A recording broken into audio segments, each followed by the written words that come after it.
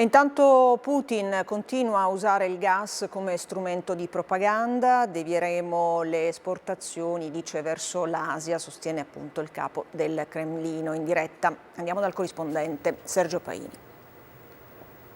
Sì, impossibile fare almeno del gas russo, almeno per il momento, lo dice e ne è convinto Vladimir Putin, che anche oggi è tornato a toccare il tasto più dolente per l'Europa, ovvero la dipendenza energetica. Le forniture da altri paesi, soprattutto dagli Stati Uniti, costeranno molto di più, ha fatto notare Putin, e il tenore di vita delle popolazioni non potrà che peggiorare. La Russia invece sta già pensando a riorientare il suo export di energia verso l'Asia, costruendo nuove infrastrutture in Siberia. Mosca quindi si adatta e prende le contromisure alle sanzioni, ma anche sul piano strategico, a costo di far aumentare ancora la tensione. L'ex premier ed ex presidente Dmitry Medvedev avverte infatti che se Finlandia e Svezia entreranno nella NATO, la Russia schiererà anche armi nucleari anche sul Mar Baltico. Linea Roma.